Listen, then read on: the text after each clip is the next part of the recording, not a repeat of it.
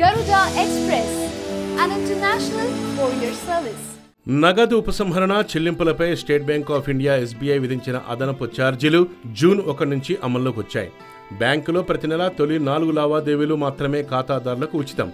ఆపై జరిపే ప్రతి లావాదేవీపై ₹50 సేవా పన్ను SBI వసూలు చేస్తుంది. ఇక SBI ATMలో కార్డు ద్వారా నగదు విత్డ్రా చేస్తే ₹10, ఇతర బ్యాంక్ ATM నుంచి విత్డ్రా చేస్తే ₹20 వడ్డించనుంది.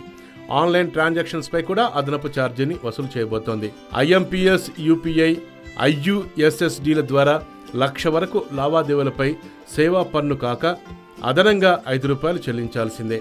1,00,000 నుంచి 2,00,000 మధ్య లావాదేవీలపై ₹15, 2 lakhs నుంచి 5 lakhs వరకు ₹25 అదనంగా వడ్డించబోతోంది SBI. అయితే చిరిగిన నోట్ల మార్పిడిపై కూడా బ్యాంకులు అదనపు ఛార్జీలు వసూలు చేస్తుంది. అలాగే నెలకు 50,000కు మించి చెల్లింపులు జరిపే వారి నుంచి 5% TDS వసూలు చేయాలని నిర్ణయించింది.